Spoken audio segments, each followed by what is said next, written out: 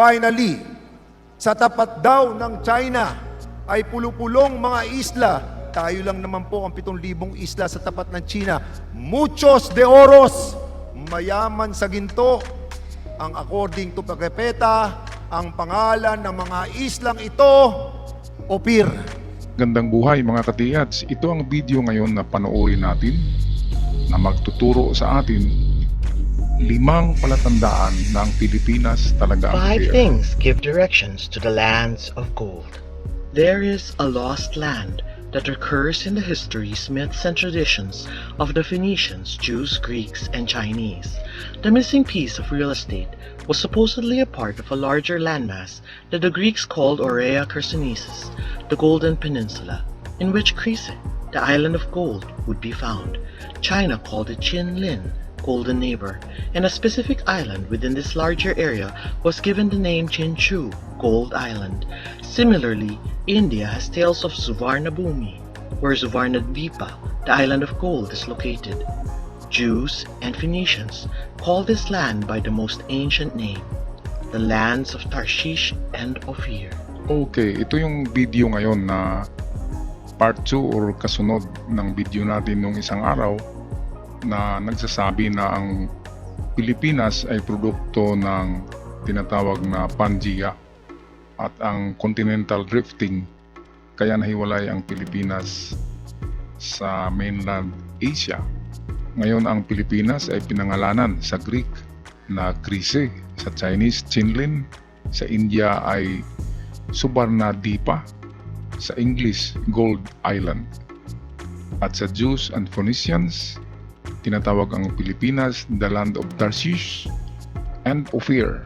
Kaya patuloy natin na panoorin ng video ito dahil marami tayong makukuha dito na palatandaan at mga pruweba na Pilipinas talaga ang the land of Ophir na pinag-usapan ngayon. Direction number 1 comes from the Bible. The Bible tells us that after the flood, the world was repopulated by Noah's 3 sons, Shem, Ham, and Japheth. Ancient texts, traditions, and maps show that the lands north of the Mediterranean went to Japheth, the continent of Europa. Ham got the southern lands west of the Red Sea, Africa, while Shem got the southern lands to the east, the continent of Asia. Eber, great-grandchild of Shem, son of Noah, was the father of Joktan, the father of Ophir. Ophir and his brothers were given the lands to the east of this southern domain. Now their settlement extended from Mesha as you go towards Sephar, the hill country of the east. Being one of the youngest sons of Joktan, Ophir may have taken southern lands of the far east, at the very ends of the earth. The Bible gives us a location for Ophir at the edge of Southeast Asia. But then scriptures often mention the land of Ophir in connection with the lands of Tarshish, and this gives us further directions. Tarshish was the grandchild of Japheth by his son Javan. Japheth was the son of Noah, who was allotted the northern part, above the Mediterranean Sea. We are told regarding Tarshish and his brothers that from these the coastlands of the nations were separated into their lands, everyone according to his language, according to their families, into their nations. So we know that Tarshish came from somewhere in the northern region, and he must have gone east, since that's where Ophir went, north and east. The Bible also tells us that Tarshish lived in the islands at the very ends of the earth. Ito yung ebidensya. Itong kinulayan ng pink, yan yung direksyon na pinuntahan ng mga anak ni Joktan, sina Ophir, Sheba, Habila. At si Ophir, make that si Tarsis ay parang cousin pala ito nila Ophir. Kaya at the end of the Far East, at ang makikita natin at the end of the Far East, ay walang iba kundi ang mainland China. At ang front nito, ayon sa mga records ni Pigapita, ang harapan ng China na may mga pulong-pulong isla ay yun na yung Ophir. Kaya Pilipinas ang tinuturo ngayon na Ophir ng lahat ng biblical scholar. Kaya napakagandang balikan ng ating kasaysayan kasi tayo pala ay dugong mga royal blood or kadugo natin.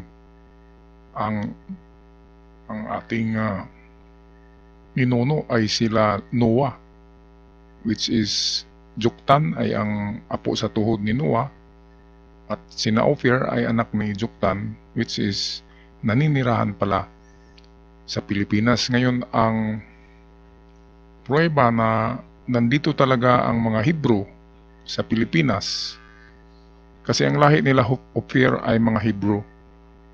Ngayon, kung tingnan natin yung Mount Apu, Mount Makiling, yung mga word ng mga mountain, mga malalaking mountain, yung Banawi, yung mga word na yan ay word na Hebrew. Kaya yan ang isang pruweba na ang Pilipinas ay naninirahan dito noon ay ang mga anak ni Joktan na sila OPHIR, kaya OPHIR yan. And then ang mga Hebrew ay galing sa OPHIRian na lahi. Kaya tayo pala ay may dugong Hebrew, ang mga Filipino.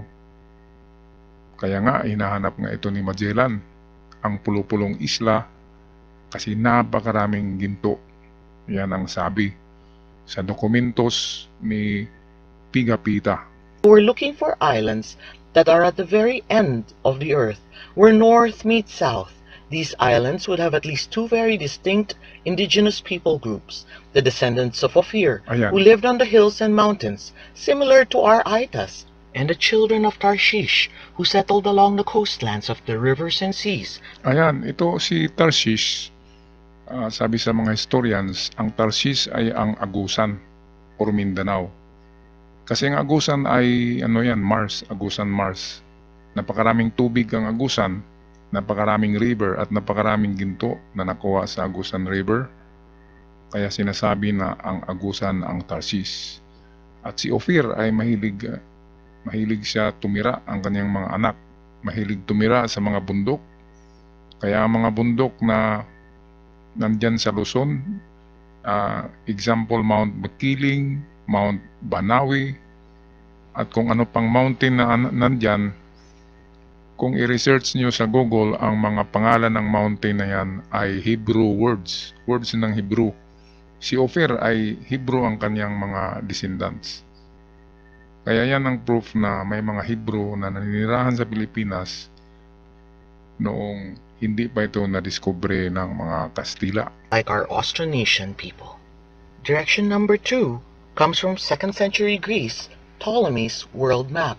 Ito kahit ang Greece, kahit si Ptolemy ay nagtuturo na ang OPHIR ay ang Pilipinas. Atin panoorin ang video. Applying geometry and mathematics to the study of Earth's geography, 2nd century Ptolemy used scientific methods to project the sphere of the Earth onto a flat surface, making a world map that listed 8,000 places, including the Aurea Chersonesus, the Golden Peninsula, where Chryse, Gold Island, could be found.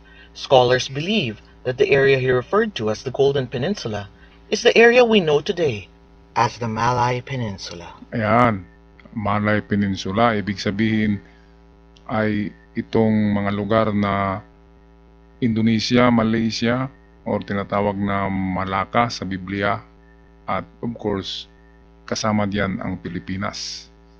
Ngayon, ito yung pangatlong bagay na nagtuturo na ang Pilipinas ay ang the land of OPHIR na anak ni Joktan. Number 3. The Periplus of the Erythraean Sea, a guide to navigation and trade in the waters of the Red Sea, Persian Gulf, and Indian Ocean. The Periplus of the Erythraean Sea gives us directions on how to get to Chryse, the island of gold. And just opposite the river Ganges, there is an island in the ocean, the last part of the inhabited world toward the east, under the rising sun itself. It is called Chryse. The Periplus also tells us that China was directly north of Chryse. After this region, under the very north, the sea outside ending in a land called this, China. If one were to draw an eastward line from the mouth of the Ganges, as directed by the Periplus of the Erythraean Sea, to the last large inhabited island in the ocean, we hit the Philippines. Ayan. Then from the Philippines, A line drawn north would hit China. Ayan, yan ang sinusundan ni Marco Polo na mapa. Yung sinasabi na pagdating sa pulupulong isla ay norte ang tinuturo, na norte ay ang China. At sa bandang south ng China, sa harap ng China, ay ang pulupulong isla na sinasabi na napakaraming ginto. Na sabi ni Marco Polo nga ay nang napadaan siya, nakikita niya na ang mga bubong ng bahay ay mayroong mga palamuti na mga ginto, at ang mga tao ay may suot-suot na mga ginto sa kanilang braso, sa kanilang liig, sa kanilang bewang, at ito na ang tinatawag nila na the land of OPHIR. Kaya ito ang document, ito ang video na nagsasabi sa atin na Pilipinas talaga ang pinuntahan ng lahi ni Juktan, which is may anak siya na si OPHIR, si Habila, Sheba, at meron pang kanilang cousin na si Tarsis.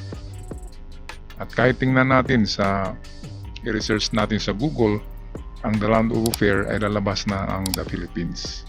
Okay, meron tayong part 2 ng video ito, mga ka-TETs, at atin abangan yon. Maraming salamat. God bless you all and goodbye.